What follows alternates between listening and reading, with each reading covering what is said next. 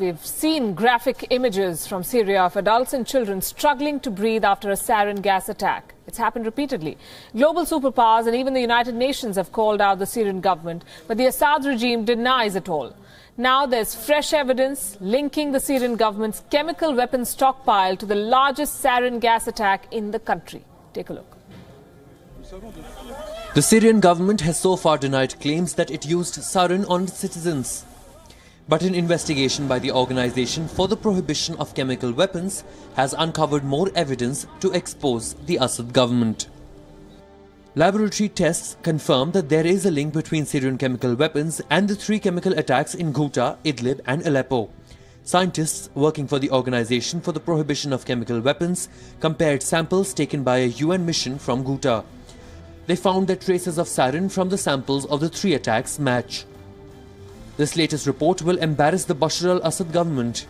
Back in 2013, the Syrian government had joined the Organization for Prohibition of Chemical Weapons. Under a US-Russia deal after the attack in Ghouta, the Assad government had agreed to permanently eliminate its chemical weapons program. These fresh disclosures come amid the ongoing Russia-sponsored peace dialogue in Sochi. Key stakeholders and global powers have already decided to boycott the talks. Assad's opponents have also refused to attend the Sochi dialogue. While Russia continues to stand behind the Assad regime, Washington is still critical of Moscow. A week ago, Secretary of State Rex Tillerson said that Russia's failure to remove chemical weapons from Syria violates the 2013 agreement. American authorities point at the numbers put out by the Syrian American Medical Society. They have recorded 194 chemical attacks from Syria since 2012. The recent laboratory tests put the Syrian government in a very difficult spot. There are 2 options now. The first option is that the government knew what was going on the ground and they tried to hide the fact that the army was using chemical weapons against enemies and against the civilian population. The second option is that the government did not know, which means that there are branches, parts of the army, of the Syrian army, acting against the willing or without the government knowing.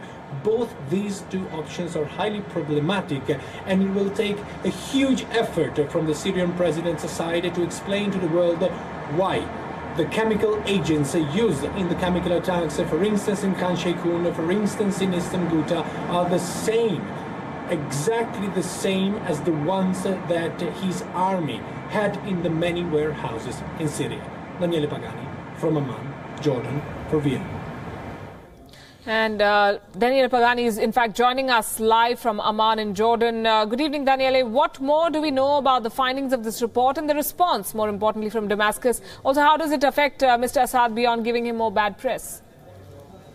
Good evening to you, Palki. What we know so far is that the findings are pretty much strong, because especially they focused on a stabilizer. I would not go too much into the chemical details, but this very stabilizer is strictly connected with the Syrian production of the sarin gas.